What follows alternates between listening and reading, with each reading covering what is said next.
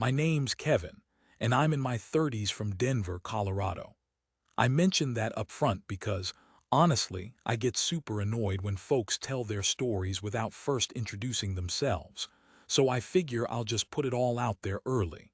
Back in the spring of late 2018, I had been living with a girl named Rachel for about 2 years. She was hands down one of the easiest roommates I'd ever had to deal with. We met through a mutual friend when I first moved into Denver, and I was scraping for any place to stay. Rachel had a spare room and a rent that she couldn't cover solo, so we made a deal. She was just 27, only a year older than me, but she seemed to carry this sense of worldly wisdom and maturity that made that tiny two-bedroom apartment feel way more like a real home. She was an artist in her free time, and she was genuinely talented, always doodling things in her sketchbook: birds, vines, intricate spirals. And she also had a cool, eclectic style when it came to decorating the place. She wasn't much of a party girl either, which was really a relief since my job at a coffee shop meant early mornings. I'd get up at 5 o'clock a.m., and I'd keep the coffee pot warm for her before I headed out. Our lives just kind of synced up without us really talking about it, creating this quiet, mutual rhythm. One day in April 2018, Rachel sat me down at our kitchen table with this excited look in her eyes and told me she was heading down to Bolivia for 2 weeks. Her eyes sparkled as she explained she was going on an ayahuasca retreat. She literally described it like she was already there, as if she'd seen the magic firsthand. At the time, I didn't really know what ayahuasca was, just sounded like some yoga or spiritual thing, so I just smiled and said that sounded incredible. About a week later, she packed her bags, waved goodbye from the window, and took off. I caught her taxi at the curb, wishing her safe travels, and figured she'd come back with a cool story or maybe a weird souvenir or two. That night alone, I looked up ayahuasca on my laptop.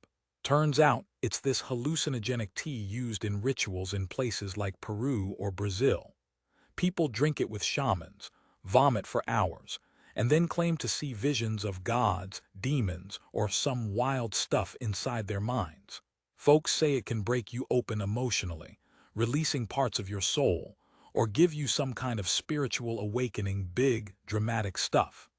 Honestly, I wasn't into that scene. I prefer my reality straightforward, feet firmly planted on the ground. But for Rachel, she was the spiritual type, always chasing some higher meaning with tarot cards, little quartz crystals on her sill, or that vibe she got from her meditation apps. I lay in bed imagining her coming back with a tan and talking to jaguar spirits or some other mysterious creature. She always dove headfirst into those adventures, and I figured she'd be back with some crazy stories. When she returned, she texted me saying she was about to grab a cab from the airport. An hour later, the door creaked open, and in she strolled, slinging her backpack over one shoulder. I expected her to look glowing, relaxed, maybe a little tanner with a bright smile. But instead, she looked exhausted. Her hair was a tangled mess, unwashed, and her skin looked pale, almost like the sun hadn't touched her for those 2 weeks. I asked if she had a good trip, and she didn't even smile, just dropped her bag by the door and looked at me like I wasn't even there, more like I was just background noise. Her voice was flat and distant when she said it was intense. Then she shuffled into her room and shut the door behind her. That was my first real sign something was off. Rachel had always been super social, the kind of person who'd plop down next to me and talk about her day at the bookstore or the latest drawing she was working on. But after Bolivia, she was different, distant, quiet. I told myself she was maybe just tired, exhausted from jet lag or something, but figured she'd bounce back in a few days. I did some quick Googling, and yeah, those retreats can be tough. I read about the purging, hours of vomiting and feeling like your mind's unraveling.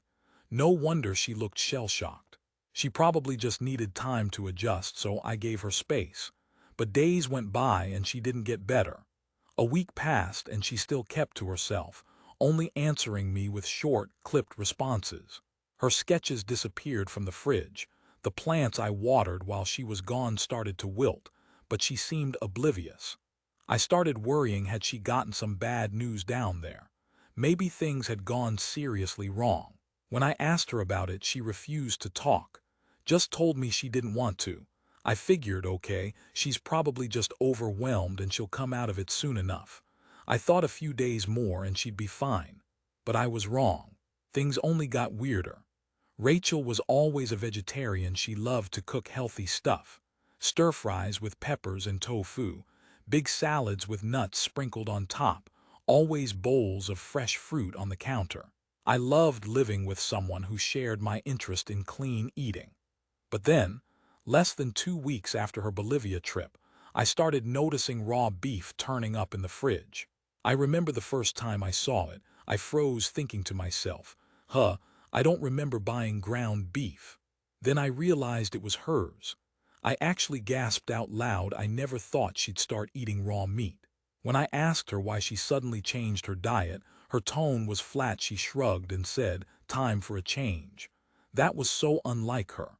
I started to really worry, but then I saw what she did with it. She didn't cook it. She ate it raw, straight from her hands, late at night. One night I woke up feeling thirsty, and as I walked through the apartment, I heard the fridge door creak open. It was nearly 3 a.m., and I peered into the dimly lit kitchen, moonlight filtering through the blinds, creating a pattern of shadows on the floor. There, standing at the window, was Rachel, just staring up at the moon. I froze, watching her silently until she swayed a little and then quickly backed away and hurried back to my room. I was hesitant, but I asked her in the morning if she was okay. She told me she was fine, her words hollow, her tone distant. I convinced myself she just needed more time to recover, and that's what I kept telling myself. But things only got stranger from there. One Saturday afternoon, I was in the kitchen making toast when I heard a crunch behind me. Turning around, I saw Rachel sitting at the table, a mason jar in front of her, filled with live crickets. I froze. Her fingers reached in and plucked out one, then Popsh ate it. I felt faint, clutching my butter knife, stomach twisting. I quickly turned back to my toast, smeared butter on it, and left like nothing was wrong. But then, days later, I caught her eating shiny black beetles standing by the sink, gagging as I watched her sink her teeth into them. When I demanded to know what was happening, she swallowed and told me she learned some things about herself in Bolivia, decided to change her diet, and if I didn't want to join her new eating habits, that was fine. It was unsettling. Her tone was so calm, almost resigned. Seeing Rachel act even remotely confrontational wasn't her style, and it freaked me out. The apartment started feeling like her domain, not ours anymore. Her room radiated a strange, earthy smell, damp soil, rotting stuff, and she stopped showering. Her hair got greasy, knotted. Clothes hung off her frame, and she was losing weight rapidly. I wanted to ask what she saw down there in the jungle or what was haunting her, but every time I tried, something stopped me. I even started locking my bedroom door, a flimsy door, sure, but enough for me to feel a little safer. I'd lie awake, listening, my phone hidden under my pillow, and work kept me distracted. I'd stay late at the coffee shop, steaming milk, chatting with customers, trying to avoid going home to that strange house. Eventually, she started covering up all the mirrors. One day I come home, and every single mirror in the apartment is draped in towels or turned away. That same day, I noticed deep scratches on the bathroom door, gouges that looked like she'd clawed at it, desperate. Her sketchbooks, once filled with lovely drawings, were damaged, pages torn out or crumpled, and the remaining ones covered in strange charcoal scribbles that gave me chills just to look at. That was when I knew she needed help, urgent help. I was planning to confront her the next day, maybe pull her out of it, or if she refused, organize some kind of intervention. But the cruel irony, by the time I finally decided to act, it was too late. That evening, I walked into an apartment thick with a metallic, wet smell heavier than the beef she'd eaten. The lights were off, so I figured she wasn't home. But the moment I hit the switch, what I saw made my blood run cold. Sitting there on the floor of the living room, her once bright face was now a mangled mess. She was cross-legged, clutching a large kitchen knife in one hand, and in the other, a flap of her own skin that she was peeling back from her forehead like a mask. Her raw, bloody flesh glistened, blood dripping down her thighs, and she looked up at me with lips streaked red, whispering, "I need to see who's underneath."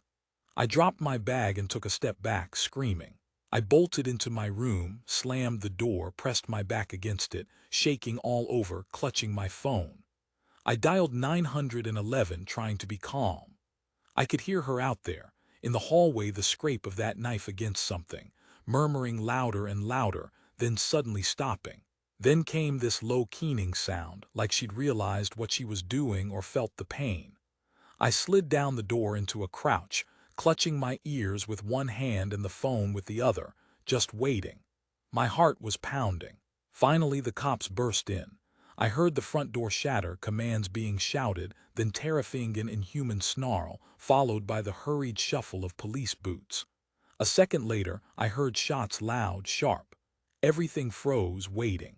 When I unlocked the door, they'd already zipped her. Rachel, or whatever remained of her face, turned toward me with a hollow, unseeing eye. One cop asked if I was okay. I nodded, but honestly I felt more broken inside than I ever had. I couldn't stay.